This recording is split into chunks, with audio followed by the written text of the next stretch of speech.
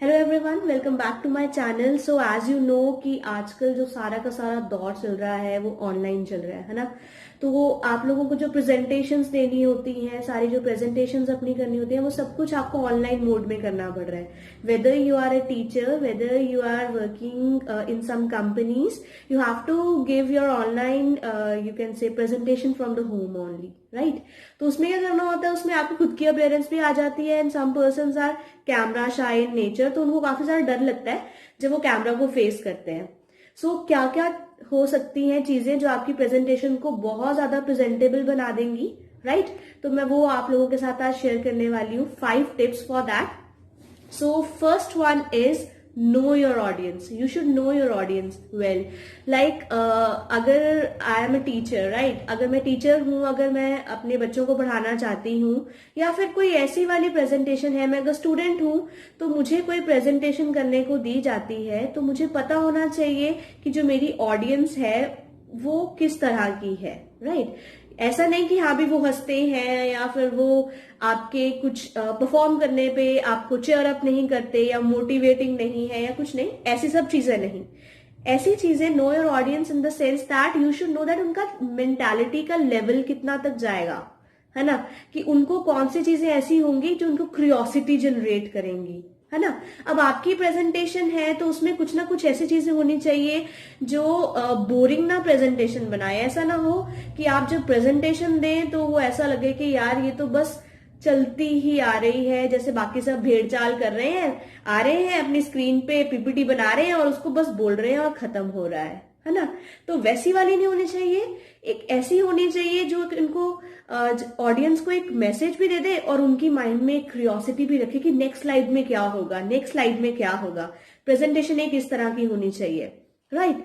अगर आप कंपनीज में प्रेजेंटेशन दे रहे हो, वहां पर भी आपको एक सेंस जनरेट करते मतलब करनी पड़ती है कि क्यूरियोसिटी रहे। ऐसा ना हो कि एकदम से आपने पहली स्लाइड खोल ली, उसी में अपना सारा का सारा खोल दिया कि भैया आज तो मैंने सारा का सारा इसी में कवर अप कर दिया है, राइट। सो पहला टिप यही है कि अपनी ऑडियंस के बारे में समझिए कि आपकी ऑडियंस को क्या समझ आता है। अगर बिल्कुल फुली स्ट्रेंजर्स है तब भी कोई बात नहीं। तब क्या होता है, जिस भी आप प्रोजेक्ट के लिए प्रेजेंटेशन देने जा रहे हैं तो उस प्रोजेक्ट को अच्छी तरह से समझिए, फिर उसके बाद में उसकी प्रेजेंटेशन दीजिए और अपनी तरफ से पूरी कोशिश कीजिए कि आप उसमें क्यूरियोसिटी डाल सकें, right. So this was the first tip. Second is create the content which contains some attractive stuff also, right? Attractive stuff in the manner कि ऐसा नहीं होना चाहिए कि पूरी स्लाइड्स में you have just written, है ना। सिर्फ रिटन मटेरियल नहीं होना चाहिए, कुछ पिक्चर्स होनी चाहिए, कुछ ऐसी पिक्चर्स भी होनी चाहिए जो गूगल से हटके हैं। If you want to give the presentation on a very you can say social topics पे अगर हम लोगों को प्रेजेंटेशन देनी है तो you can click the pics from the main live spot and have that pictures in your PPT.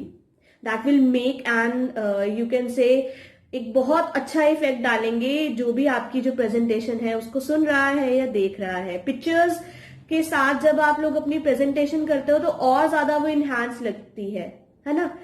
और एक और चीज, आजकल 3D इमेजेस चल रही हैं, तो अगर आप वो अपनी प्रेजेंटेशन में इंक्लूड करते हो that will also give you N extra point, वो भी आपको एक एक्स्ट्रा पॉइंट देगा। ओके, एक और चीज इसी में आ जाती है कि काफी लोग क्या करते हैं, एक पूरी की पूरी पीपीटी जब हम लोगों ने पावर पॉइंट प्रेजेंटेशन बनाते हैं तो एक पर्टिकुलर जो पीपीटी होती है उसमें इतनी सारी लॉन्ग सी स्टोरी लिख देते हैं, मतलब पूरा का पूरा उन्होंने सुना ही देना है। अगर सब कुछ उसी में सुना देना है तो आपकी क्या जरूरत है, वो खुद अपना स्टडी मटेरियल पढ़ के खुद पढ़ लेंगे सब कुछ। अगर प्रोजेक्ट है कंपनी का तो वो खुद सब कुछ पढ़ लेंगे, हार्ड कॉपी उन्हें प्रोवाइड कर दो अगर, तो आप लोगों की क्या जरूरत है उसमें, है ना।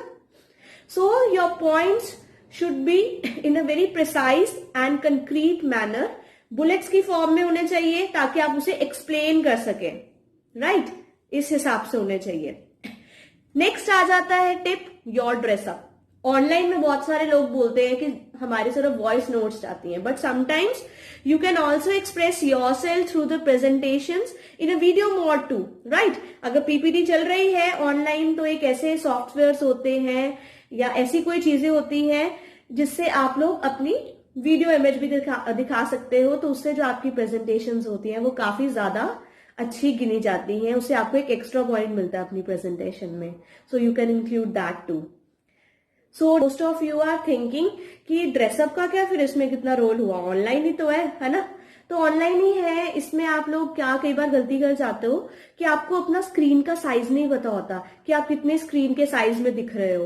तो ऑकवर्ड मूवमेंट ना हो कि आपने नीचे से लोअर पहने हो और ऊपर से बड़े कोट डाल के आ गए हो, और उसके बाद में जो आपकी स्क्रीन है वो इस तरह से है कि आपको पूरा का पूरा शो कर रही है नीचे से भी, है ना, आपके लोअर भी शो कर रही है वो. तो ये बहुत ही ऑकवर्ड सा इंप्रेशन डालते हैं जो भी प्रेजेंटेशन को देख रहे होते हैं. सो ये चीजें बहुत ज्यादा अपने माइंड में रखना जब भी आप प्रेजेंटेशन दे रहे हो. इतना भी ऑकवर्डली ना होके दो, इतना भी बिल्कुल लेथार्जिक या लेजी होके ना दो कि हाँ भी अगर आपकी स्क्रीन थोड़ी सी ऊपर नीचे हो भी रही है तो उन्हें ये ना लगे कि हाँ भी नीचे से यू आर रेस्टिंग एंड ऊपर से you are active, right. So dress up एक उसी हिसाब से होना चाहिए और एक इवेंट के हिसाब से होना चाहिए. ऐसा नहीं होना चाहिए कि if you are doing some presentations regarding some social events तो आप लोग इस तरह की ड्रेसेस डाल रहे हो जो वहां के अकॉर्डिंगली नहीं करेक्ट है ना. तो उस तरह की बिल्कुल सिंपल आपको ड्रेसेस डालनी चाहिए. If you have seen in most of the cases the makeup also, right, girls के केसेस में मोस्टली.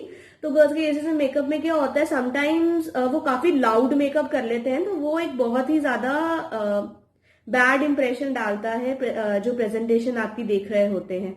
तो अपना मेकअप इतना भी लाउड ना कीजिए, बट एक मीडियम रखिए अगर आप जितना करना चाहते हैं. वो आपकी खुद की मर्जी. अगर आप सिंपल रहना चाहते हो without makeup, it is also good. If you are not fully comfortable having the presentation without makeup, you can also give in makeup but not so loud, right, itna zyada loud nahi. Okay, next tip is don't take too long topics. इतने long topics नहीं लेने चाहिए. एक to the point conversation होनी चाहिए और वो होनी चाहिए जो दिल पे लगे कन्वर्सेशन, और ऐसी होनी चाहिए कि क्यूरियोसिटी जनरेट करे.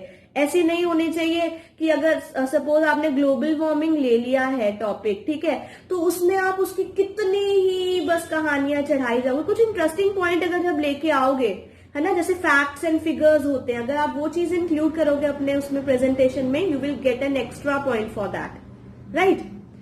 एक है be confident and know what you are saying.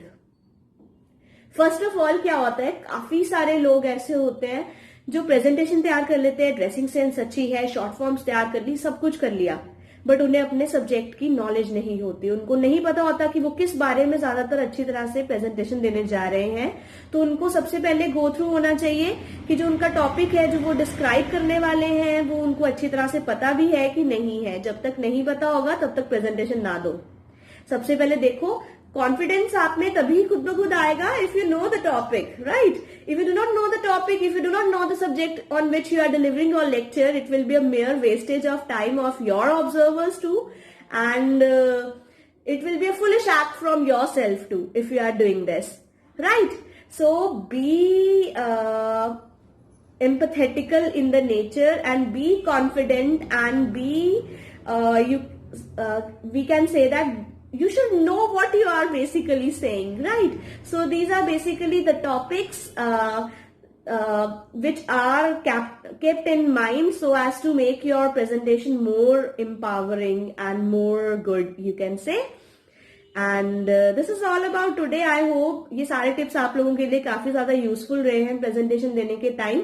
ये बहुत छोटी चीजें होती हैं वैसे, जो हम लोग ज्यादातर निग्लेक्ट कर देते हैं, बट अब निग्लेक्ट मत करना. जब भी ऑनलाइन प्रेजेंटेशन दोगे तो इसको अच्छी तरह से करना. So I hope this will be informative for you, and you can also follow me on my Instagram handle as well. And for any of the queries you can post in my comment section also. You can have some sort of doubt in something, you can have the conversation in my email too. I have given my email too in every video of mine, so you can check it out there. So bye bye. One thing more, do subscribe, like and share as much as you can. Thank you. Because अगर आप जब share करते हो वो सिर्फ आपका ही भला नहीं करती, कई बार किसी और लोगों का भी भला कर देती है, राइट. सो बाय बाय.